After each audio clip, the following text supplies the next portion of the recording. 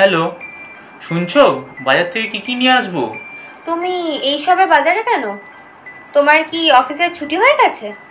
হ্যাঁ, আজকে একটু তাড়াতাড়ি ছুটি হয়ে গেছে। তা বলো, কি কি কিনে আনবো? আচ্ছা, 10 মিনিট পরে কল করো, আমি দেখি কি কি আনতে হবে। আচ্ছা, তাড়াতাড়ি দেখো কিন্তু আমি ওয়েট করছি। ও 10 মিনিট পরে কল করলো। হ্যাঁ, তাড়াতাড়ি বলো। আচ্ছা বলছি, তুমি একটু লিখে নাও তো। তারপর সব কিছু বলে দিলাম। আদিত্য তার লিস্টে সব লিখে নিল। একটু পরে আদিত্য আবারও কল করলো। এই শুনছো? হ্যাঁ বলো। অনেক সুন্দর শোল মাছ এসেছে, কিনে নিয়ে আসি? এই না না, কিনো না, আমি কাটতে পারি না। তুমি জানো আমি ভয় পাই। না, আমি কিনে আনবো। আর তোমাকে শিখিয়ে দেবো কিভাবে কাটতে হয়, তারপর তুমি কাটবে। তোমার যা খুশি নিয়ে আসো, আমি রাখছি। আর একটা কথা, বৃষ্টির জন্য কি নিয়ে আসবো? বৃষ্টির জন্য কিছু আনতে হবে না, শুধু কমলা লেবু আর আঙুর নিয়ে এসো। অন্য সব কিছুই আছে। আচ্ছা ঠিক আছে, রাখছি। আমি ফোনটা রাখার পরেই মিটমিট করে হাসি, কারণ আমি জানি আদিত্য শোল মাছ নিয়েই আসবে না। আদিত্য শোল মাছ খেতে খুব ভালোবাসে, কিন্তু আমি কাটতে পারি না বলে নিয়ে আসে না। আদিত্য আমাকে খুব ভালোবাসে, আমার কোনো কিছুতে কষ্ট হোক ও সেটা চায় না। কিন্তু আমি এতটাই ভয় পাই যে শোল মাছের দিকে তাকাতেও পারি না। যখন বৃষ্টি ওর দাদুর বাড়ি যায় তখন আদিত্য শোল মাছ কেনে। আদিত্যর পছন্দের খাবার খাওয়াতে পারি না, এই জন্য আমার ভালো লাগে না। এবারে আমাকে মায়ের কাছ থেকে শিখতেই হবে কিভাবে শোল মাছ কাটতে হয়। তখন রাত 9টা। আদিত্য অনেকগুলো বাজার নিয়ে এসেছে বাড়িতে। আমি বৃষ্টিকে মাত্র খাইয়ে দিয়েছি। বৃষ্টির বয়স 9 মাস। আমাদের বিয়ের 2 বছর পরে বৃষ্টি আমাদের ঘর আলোকিত করে আসে। আদিত্য এসেই বৃষ্টিকে কোলে নিতে যাবে। আমি বৃষ্টিকে কোলে না দিয়ে বললাম, আগে যাও ফ্রেশ হয়ে এসো, তারপর বৃষ্টিকে কোলে নেব। আদিত্য হাসতে থাকে। আদিত্য প্রতিদিনই এই একই কাজ করে আর আমার কাছে বকা খায়। বাইরে থেকে আসলে অনেক রকমের জীবাণু নিয়ে আসে তো, আর এখন যা হয়েছে এই কোভিড, তাই ফ্রেশ না হওয়া পর্যন্তই আমি বৃষ্টিকে কোলে নিতে দিই না। আদিত্য বাড়িতে এসেই অলস হয়ে যায়, আমাকে বলে বলে সব করাতে হয়। যখন বৃষ্টিকে কোলে দিই না তখনই সে ফ্রেশ হতে যায়। আদিত্য বৃষ্টিকে কোলে নিয়ে খেলছে আর আমি বাজারগুলো সব সাজিয়ে রাখছি। কিছুক্ষণ পরে আদিত্য আমাকে বলছে, কি ব্যাপার, তোমার কাজ কত দূর হলো? আমাদের বাবা মেয়ের পেটে তো খিদেতে চোঁচো করছে। খেতে এসো, দিয়ে দিয়েছি। আচ্ছা আসছি। বৃষ্টি ঘুমিয়ে পড়েছে, একটু এদিকে আসো না, বিছানাটা ঠিক করে দাও। ও ঘুমিয়ে গেছে? আচ্ছা ঠিক আছে, আসছি। বৃষ্টিকে শুইয়ে দিয়ে আমরা দুজনে খেতে বসি। একটু পরে হঠাৎ বৃষ্টি কেঁদে ওঠে। আমি সঙ্গে সঙ্গে ওকে রুম থেকে নিয়ে আসি। আদিত্য খাওয়া শেষ করে এসে বলল, দাও আমার কাছে বৃষ্টিকে দাও, তুমি খেয়ে নাও। বৃষ্টির বাবা বৃষ্টিকে কোলে নিয়ে শুতে যায়। আমি খেয়ে দিয়ে সব কাজ শেষ করে রুমে আসি। এসে দেখি বাবা মেয়ে দুজনেই ঘুমিয়ে পড়েছে। পরের দিন সকালে উঠে ব্রেকফাস্ট তৈরি করে আমি আদিত্যকে ডাকি। আজ এত বেলা হয়ে গেছে, তবুও বৃষ্টি ওর বাবার সাথে ঘুমোচ্ছে। প্রতিদিন তো বৃষ্টি সকাল সকাল উঠে পড়ে। সেই কখন খেয়েছে, তবুও উঠছে না। তাই বৃষ্টির বাবাকে বললাম, ঘুম থেকে ওঠাও বৃষ্টিকে, খাওয়াতে হবে এবার। বৃষ্টিকে খাইয়ে দিই আর বৃষ্টির বাবা ফ্রেশ হয়ে ব্রেকফাস্ট করতে বসে। ও বৃষ্টিকে কোলে নিয়ে খেতে বসে আর আমিও ঠিক তার পাশেই বসি। হঠাৎ বৃষ্টি ওর বাবার সাথে বমি করে দেয়। বৃষ্টি মাত্র খেয়েছে এই সবে। তাই হয়তো পেটে চাপ লাগার কারণে বমি করে দিয়েছে। আমি বলি, বৃষ্টিকে আমার কাছে দাও, আর তুমি গিয়ে শার্টটা চেঞ্জ করে এসো। তখন বৃষ্টির বাবা বলে, না, আমার কাছেই থাক, আমি এমনিতেই খেতে পারবো। আমি অবাক হই, সাথে খুশিও। আসলে বাবা মা তো এরামই হয়। বৃষ্টি হলো তার বাবার জীবন। বৃষ্টির কিছু হলে ও আমাকে ছেড়ে কথা বলে না। আদিত্যর একটাই কথা, বৃষ্টিকে কাঁদিয়ে কোনো কাজ করতে হবে না। তুমি যদি রান্না নাও করতে পারো তবুও বৃষ্টিকে কাঁদাবে না। রবিবার ওর বন্ধুর বাড়িতে আমাদের ইনভিটেশন ছিল। সেখান থেকে আস্তে আস্তে অনেক লেট হয়ে যায়, আর বৃষ্টি তো রাস্তার মাঝখানেই ঘুমিয়ে পড়ে। আজ সকালে বৃষ্টি খুব তাড়াতাড়ি ঘুম থেকে উঠে পড়ে। আমি বৃষ্টিকে নিয়ে অনেক সময় হাঁটাহাঁটি করি, কারণ ও ঘুম থেকে ওঠার পর আর বিছানায় থাকতেই চায় না। সকাল 7টা বাজলে আমি আদিত্যকে ঘুম থেকে তুলে বৃষ্টিকে ওর কোলে দিয়ে ব্রেকফাস্ট বানাতে যাই। আদিত্য সকালে ঘুম থেকে উঠতেই চায় না, আর ব্রেকফাস্টের টাইমে লেট হলে বলে অফিসে গিয়ে করে নেব ব্রেকফাস্ট, কিন্তু আমি করতেই দিই না। বাইরের খাবার ওকে খেতেই দিই না।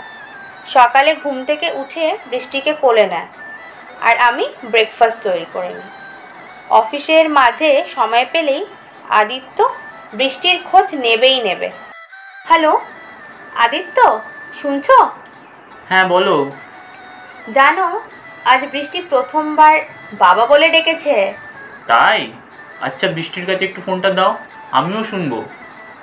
বৃষ্টি, বাবা বলো তো। এই যে বৃষ্টি, বলো বলো বলো, বাবা বলো। অবশেষে বৃষ্টি বাবা বলে ডেকেছে। আদিত্য শুনেই খুশি। প্রথম যখন বৃষ্টির মুখ দেখে খুশি হয়েছিল, ঠিক তেমনই আজ খুশি হয়েছে। আদিত্যর এতদিনে এটাই মনের চাওয়া ছিল। নিজের সন্তান যখন বাবা বলে ডাকে, তখন সব ছেলের অনুভূতিগুলো সীমাহীন, যা প্রকাশ্যে বোঝানো যায় না। সেদিন আদিত্য তাড়াতাড়ি অফিস থেকে বাড়ি ফিরে আসে, বৃষ্টির সাথে সময় কাটায়, আর বারবার তাকে বলতে বলে বাবা। আর বৃষ্টি একবার করে ভাঙা গলায় বাবা বলে ডেকে মুখ লোকায় ওর বাবার কোলে। ওর ডাক শুনেই আমরা দুজনেই হাসি। আমাদের হাসতে দেখে বৃষ্টিও হেসে পড়ে। বৃষ্টিকে নিয়ে আমরা খুব সুখে আছি। হঠাৎ একদিন আমি দুপুরে রান্না করছি, বৃষ্টিকে খাইয়ে ঘুম পাড়িয়ে দিয়েছি। সে তো ঘুমোচ্ছে আরামে। ঠিক এর কিছুক্ষণ পরেই বৃষ্টির কান্নার আওয়াজ শুনতে পাই। বৃষ্টির কান্নার আওয়াজ শুনে রান্নাঘর থেকে ছুটে এসে দেখি বৃষ্টি মাটিতে পড়ে আছে আর কাঁদছে। আমি তো অবাক হয়ে গেছি। কাছে এসে দেখি বৃষ্টির অনেকটা মাথা কেটে গেছে আর রক্ত বেরোচ্ছে। আমি কোলে নিয়ে ওর মাথাটা ধরে আছি। বৃষ্টি ঘুম থেকে উঠেই খাট থেকে নামতে গিয়ে পড়ে গেছে, আর খাটের কর্নারে লেগে তার মাথা কেটে গেছে। বৃষ্টির কেটে যাওয়া দেখে আমি তো কেঁদে উঠলাম। আমার পাটা যেন অবশ হয়ে গেছে। কি করব কিছু ভেবেই পাচ্ছি না। নিঃশ্বাসটা কেমন আটকে যাচ্ছে। কোনোভাবে বৃষ্টির মাথা আমার আঁচল দিয়ে চেপে ধরে ওকে হসপিটালে নিয়ে যাই, আর যাওয়ার সময় আদিত্যকে কল করে আসতে বলি। বৃষ্টিকে কোলে নিয়ে আমি কেঁদেই যাচ্ছি। কিছুক্ষণ পরে বৃষ্টির বাবা এসে হাজির হয়। ট্রিটমেন্টের শেষে আমরা বৃষ্টিকে নিয়ে বাড়ি চলে আসি। আসার সময় আদিত্য আমার সাথে কোনো কথাই বলে না। বাড়িতে আসার পর আদিত্য আমাকে বলল, বৃষ্টির মাথা কাটলো কি করে? আমি যেই না বলেছি আমি রান্নাঘরে ছিলাম, বৃষ্টি কাঁদছিল, আমি বুঝতে পারিনি। এসে দেখি বৃষ্টি মেঝেতে পড়ে আছে।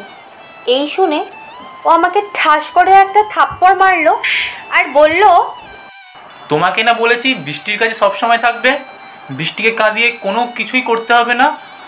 তোমার একটাই কাজ বৃষ্টিকে ভালোভাবে লালন পালন করা। যেদিন রান্না করতে পারবে না আমাকে বলবে, আমি হোটেল থেকে খাবার এনে দেবো। আমার এক হাত আমার গালে রেখে বললাম, দেখো বৃষ্টি আগে কখনো এভাবে বিছানা থেকে নামার চেষ্টা করেনি। আজ হঠাৎ করেই বিছানা থেকে নামতে গিয়ে এরম হয়েছে মনে হচ্ছে। একদম চুপ, বেশি কথা বলবে না, এখান থেকে যাও। বৃষ্টি এখন বড় হয়েছে, জানো না? ও নিজে নিজে সব কিছু কাজ করতে চাইবে, তাই তো ওকে একটু চোখে চোখে রাখতে হবে। দেখো, আমি বৃষ্টির খাবার গরম করতে গেছিলাম ওকে খাওয়ানোর জন্য। সরি আদিত্য। আমি বৃষ্টিকে কোলে নিতে যাই, তখন আদিত্য বলে, এখন আমার কাছেই থাকুক, আপনার যা কাজ থাকলে করে নিন, যান। বৃষ্টি তো ঘুমিয়ে গেছে, আমার কাছে দাও না, তুমি খেয়ে নাও। আমার এখন খিদে নেই, আমি এখন খাবো না। আমি জানি আদিত্য আর খাবে না। বৃষ্টির কিছু হলে আদিত্যর মাথা ঠিক থাকে না, উল্টো পাল্টে সব কিছু বলে। আদিত্যর কি একার কষ্ট হচ্ছে? আমারও তো কম কষ্ট হচ্ছে না। বৃষ্টির আঘাত পাওয়াতে আমারও মনের বিষণ্ণতার সৃষ্টি হয়েছে। আদিত্য আমার সাথে খারাপ ব্যবহার করলো, আর এখন কথাও বলছে না। আমার যেন সময়ই কাটছে না। কবে যে বৃষ্টি ঠিক হবে? সন্ধ্যার সময় বৃষ্টিকে কোলে নিয়ে আছে আদিত্য। আমি ওর কোল থেকে নিয়ে খাইয়ে দিই বৃষ্টিকে। বৃষ্টির খাওয়া শেষ হলে আদিত্য ওকে ওষুধ খাইয়ে দেয়। আমার সাথে আদিত্য কথাই বলছে না। আদিত্য বৃষ্টিকে কোলে নিয়ে টিভি দেখছে, আর বৃষ্টি ওর বাবার কোলে চুপ করে বসে আছে। আমি খাবার টেবিলে রেখে আদিত্যকে বলি, তোমার খাবার টেবিলে রেখে দিয়েছি, খেয়ে নাও। আদিত্য আমার কথা শুনেও না শোনার ভান করে থাকে। এখনও আদিত্যর রাগ কমেনি। কোনো মা কি ইচ্ছে করে সন্তানের ক্ষতি করে? এটা আদিত্য বুঝতে পারছে না কেন। এমনিতে আদিত্যর রাগ কম, কিন্তু বৃষ্টির ব্যাপারে সে খুবই সেন্সিটিভ। বৃষ্টির কাটা জায়গায় হঠাৎ আদিত্যর নিজেরই হাত লেগে যায়। বৃষ্টি কেঁদে ওঠে, আর তাকে থামানো হয়ে গেছে ইম্পসিবল। বৃষ্টির বাবা এত চেষ্টা করেও বৃষ্টিকে থামাতে পারছে না। আমি বৃষ্টিকে কোলে নিয়ে আদর করি, ও শান্ত হয়ে যায়। বৃষ্টিকে খাইয়ে দিয়ে ঘুম পাড়িয়ে দিই, আর সঙ্গে আমিও ঘুমিয়ে পড়ি। রাত ঠিক 12টা। তখন দেখি আমার মাথায় কেউ টাচ করছে। তাকিয়ে দেখি বৃষ্টির বাবা আদিত্য। প্রভা, ওঠো, চলো, খাবে। আমি কিছু না বলেই অন্যদিকে মুখ ঘুরিয়ে নিলাম। প্রভা, সরি, আমার ভুল হয়ে গেছে, তোমার সাথে অনেক খারাপ ব্যবহার করে ফেলেছি, প্লিজ আমাকে ক্ষমা করে দাও। এখন ওঠো, চলো, খেতে হবে। আমার খিদে নেই, তুমি যাও খেয়ে নাও। আচ্ছা, এত কথা বলছো কেন? চলো, খাবে, চলো। বেশি কথা বললে বৃষ্টি উঠে যাবে তো। আমি তবুও উঠছি না দেখে আমাকে কোলে করে ডাইনিং টেবিলে নিয়ে যায়। আদিত্য নিজের হাতে খাবার নিয়ে এসে খাইয়ে দিতে চায়, কিন্তু আমি খাবারের মুখেই নিচ্ছিলাম না। প্রভা, সরি, আমার ভুল হয়ে গেছে, পরে বুঝতে পেরেছি আমার এরকম করাটা একদম ঠিক হয়নি। আচ্ছা, ঠিক আছে, আর কোনোদিনও এরকম বকাবকি করবো না তোমাকে। এবারের মতো প্লিজ আমাকে ক্ষমা করে দাও। আমি কাঁদছি। আদিত্য, বৃষ্টি খুব ব্যথা পেয়েছে আমাদের। আদিত্য তার হাত দিয়ে আমার চোখের জল মুছে দিয়ে ইশারা করে কাঁদতে বারণ করে। ও আবারও আমাকে খাইয়ে দিচ্ছে, আর আমি খাচ্ছি। আসলে কিছু বাবারা আছে যারা সন্তানের কিছু হলেই তার স্ত্রীর ওপরেই রাগ করে। আরে, কোনো মা কি কখনো ইচ্ছে করে তার সন্তানকে ব্যথা দেয়? সন্তানের কিছু হলে বাবার থেকে মায়েরাই বেশি কষ্ট পায়, এটা বুঝতে হবে। এই সময় স্ত্রীকে বকাবকি না করে তাদের মেন্টালি সাপোর্ট দেওয়া উচিত। প্রত্যেকটা স্বামীরই এটা কর্তব্য, তাহলে সংসারটা অনেক সুখের হবে।